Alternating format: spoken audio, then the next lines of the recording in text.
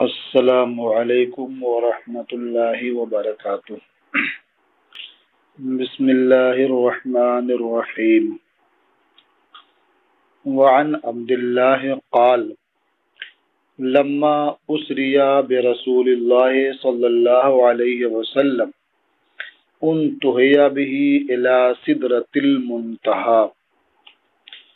حضرت عبداللہ ابن مسعود رضی اللہ تعالی عنہ سے مروی ہے، انہوں نے فرمایا کہ جب اللہ کے رسول صلی اللہ علیہ وسلم کو رات میں لے جایا گیا، انتہی به الی سدرۃ المنتہی، تو انہیں سدرۃ المنتہی تک پہنچایا گیا۔ وہی فی السماء السادسہ، اور وہ یعنی سدرۃ المنتہی چھٹے آسمان میں ہے۔ الیہا ینتہی ما یعرج بہ من الارض، اسی سدرہ تک وہ تمام چیزیں منتہی ہوتی ہیں، پہنچتی ہیں جو زمین سے اوپر لے جائی جاتی ہیں۔ ما یعرج بہ من الارض، زمین سے جسے اوپر لے جایا جاتا ہے، وہ ساری چیزیں اسی سدرہ تک منتہی ہوتی ہیں، پہنچتی ہیں۔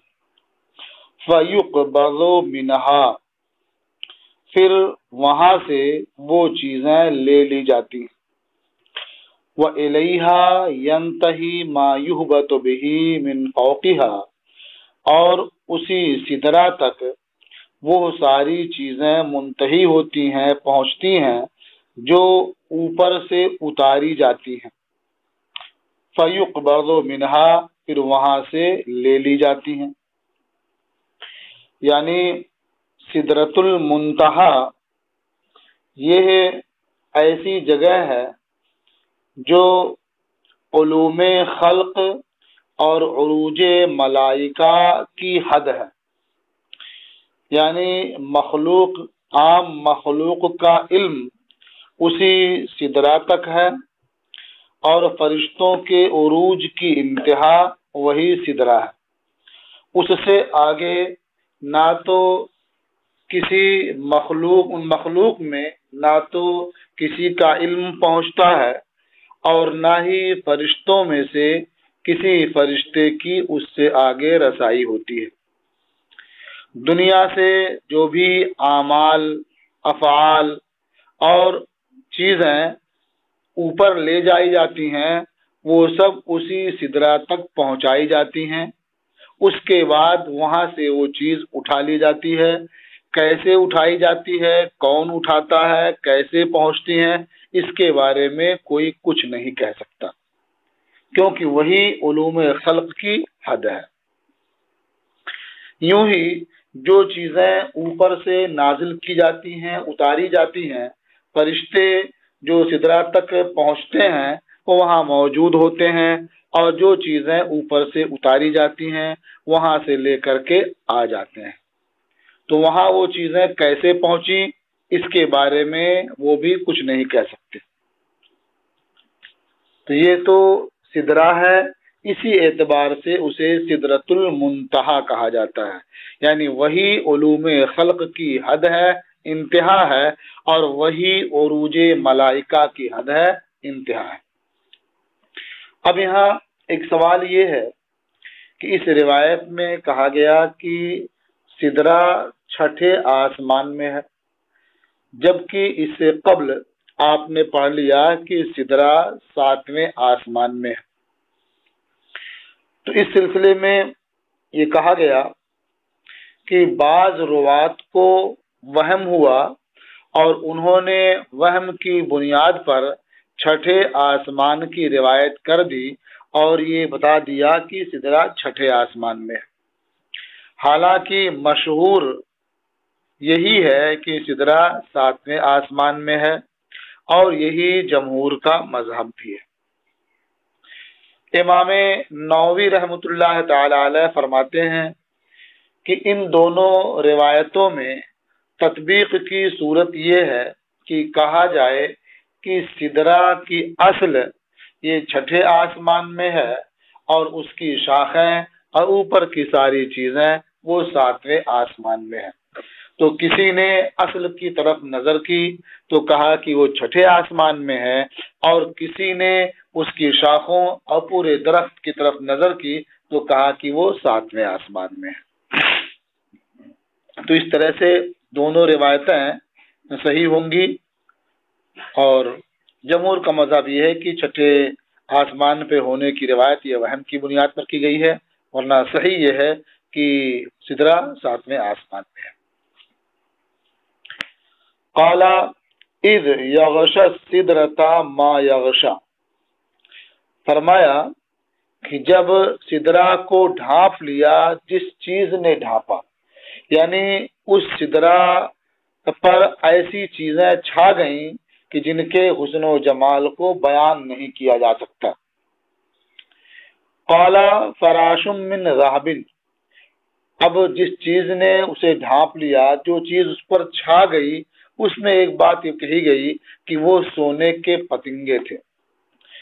اب یہاں ایسا ہو سکتا ہے کہ واقعی وہ سونے کے ہوں، جو سونا ایک دھات ہے، یہ اسی کے پتنگے ہوں، اور یہ اللہ تعالیٰ کی قدرت سے کچھ بعید نہیں ہے۔ اور یہ بھی کہا گیا کہ وہ حقیقت میں نورانی فرشتے تھے، ان کے پر تھے جو ہر طرف جگمگا رہے تھے، تو ایسا لگ رہا تھا کہ وہ سونے کے پتنگے ہیں۔ تو سونا کہنا یہ اس کی صفائی اور روشنی کی وجہ سے ہے۔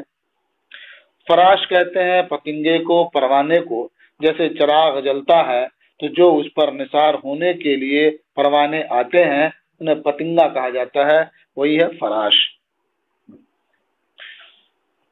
قال فأعطي رسول اللہ صلی اللہ علیہ وسلم ثلاثا، فرمایا یعنی حضرت عبداللہ ابن مسعود نے فرمایا کہ اللہ کے رسول صلی اللہ علیہ وسلم کو 3 چیزیں عطا کی گئیں۔ اب وہ 3 چیزیں کیا تھیں؟ فرمایا اعطی الصلوات الخمسہ، یعنی اللہ کے رسول صلی اللہ علیہ وسلم کو 5 نمازیں عطا کی گئیں۔ اس کی تفصیل وہی ہے جو آپ پہلے پڑھ چکے، یعنی 50 نمازیں عطا کی گئی تھیں، پھر رب کی بارگاہ میں آنے جانے کی وجہ سے، مراجعات کی وجہ سے 5 کر کے کم کی جاتی رہیں، یہاں تک کہ 5 نمازیں باقی بچی۔ تو یہاں انہی 5 نمازوں کا ذکر ہے کہ جو فرض قرار دی گئیں، اس میں اب کوئی تبدیلی نہیں ہونی ہے۔ تو اعطی الصلوات الخمسہ، نبی کریم صلی اللہ علیہ وسلم کو 5 نمازیں عطا کی گئیں۔ اعطی خواتیم سورۃ البقرہ، اور سورہ بقرہ کی آخر کی آیتیں عطا کی گئیں۔ آخر کی آیتوں سے مراد یہ ایک دم آخر والی آیت ہے، اور اس سے پہلے کی آیت کا کچھ حصہ، یعنی غفرانک ربنا وإلیک المصیر، جو آیت نمبر 285 ہے، اس کا یہ آخری حصہ ہے، اور اس کے بعد ایک آیت نمبر 286 ہے، یہی سورہ بقرہ کی آخری آیتوں سے مراد ہے۔ اب یہاں ایک سوال یہ ہے کہ سورہ بقرہ یہ مدنیہ ہے، اور معراج کا واقعہ یہ مکہ میں پیش آیا، ہجرت سے پہلے پیش آیا، تو پھر سورہ بقرہ کی آخر کی آیتوں کے عطا کیے جانے کا کیا مطلب ہے؟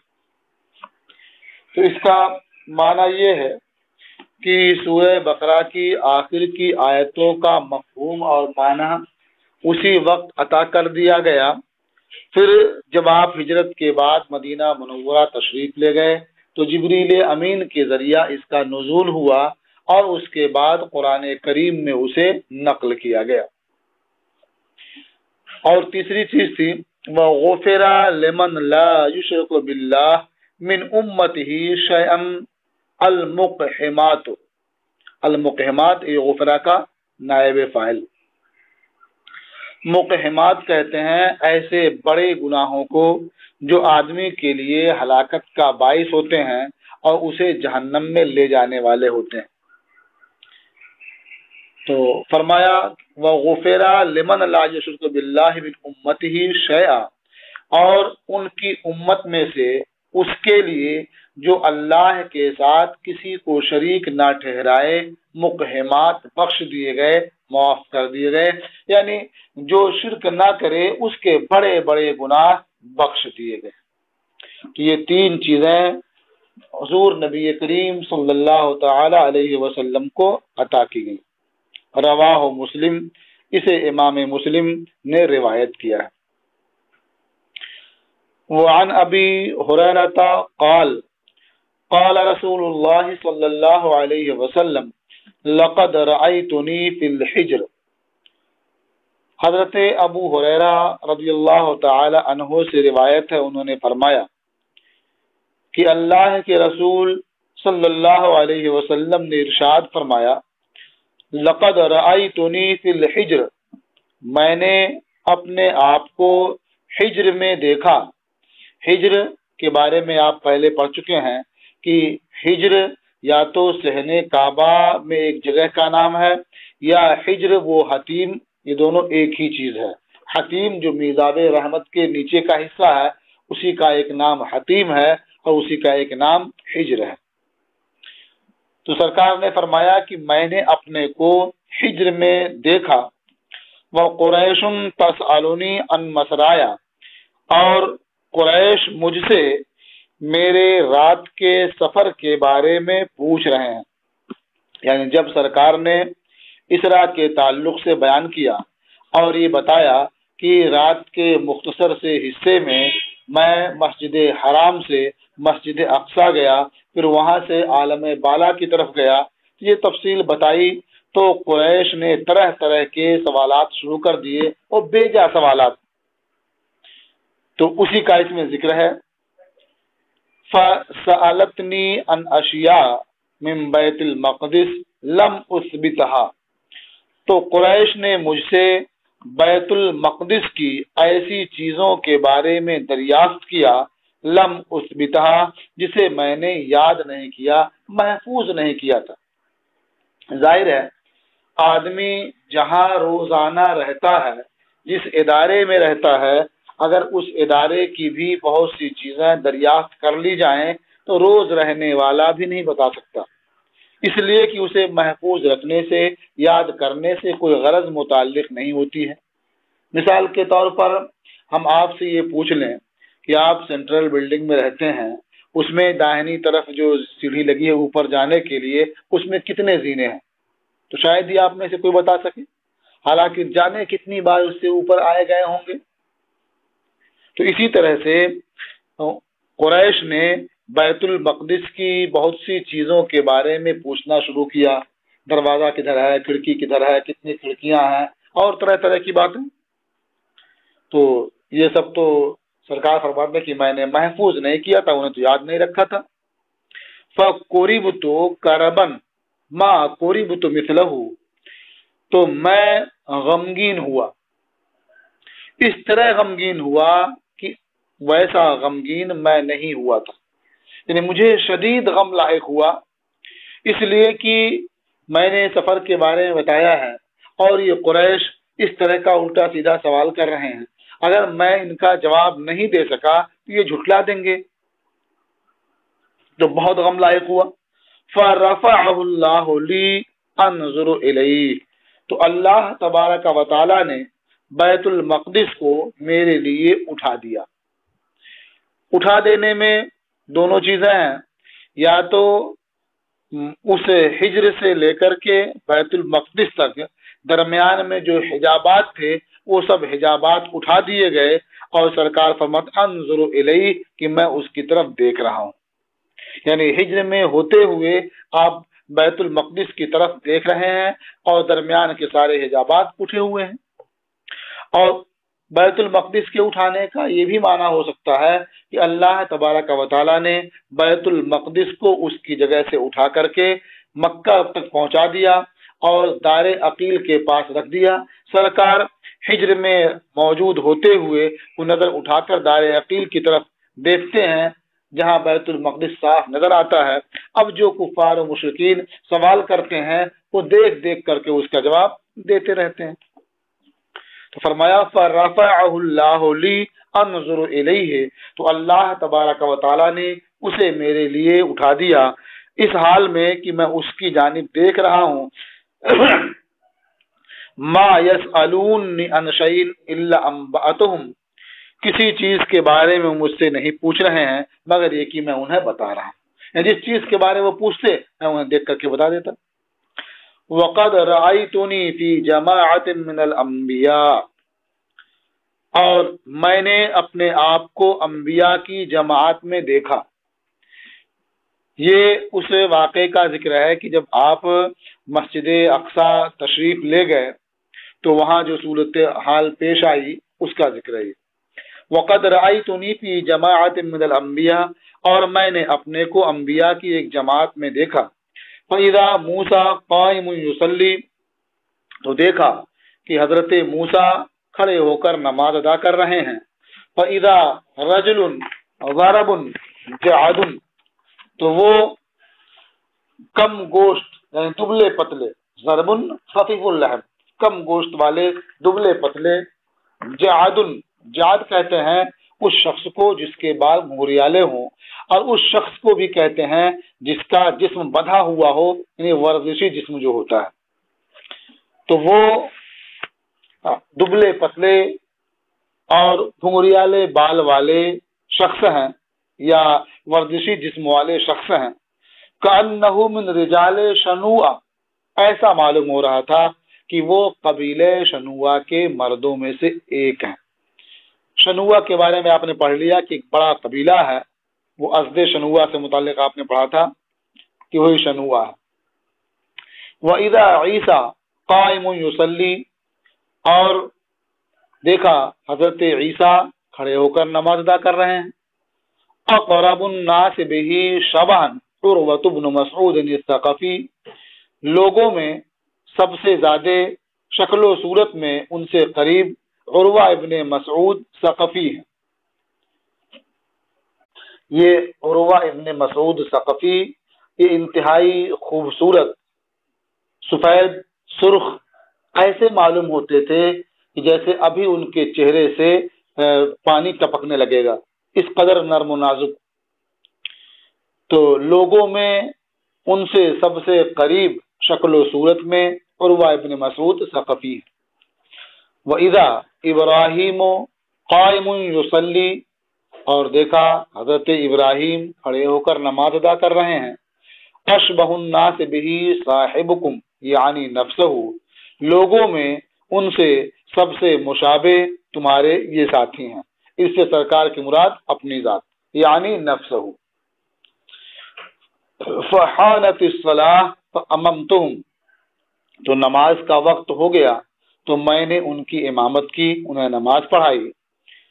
فلما فرغت من الصلاۃ، تو جب میں نماز سے فارغ ہوا، قال لی قائل یا محمد ھذا مالک خازن النار، تو کہنے والے نے مجھ سے کہا اے محمد صلی اللہ علیہ وسلم، یہ جہنم کے خازن، اس کے داروغہ مالک ہیں، فسلم علیہ، تو آپ انہیں سلام کیجیے۔ یہ لگتا ہے کہ یہ واقعہ اس وقت کا ہے، وہاں کا ہے جب آپ جنت کی زیارت کے لیے تشریف لے گئے تو وہاں حضرت جبریل نے آپ کو بتایا کہ جہنم کے خازن اور اس کے داروغہ مالک ہیں۔ اور یہ بھی ممکن ہے کہ وہ بھی یہاں تشریف لائے رہے ہوں، جو انبیاء کی نماز جماعت سے آپ فارغ ہوئے تو وہاں وہ موجود رہے ہوں تاکہ ساتھ میں لے کر چلیں۔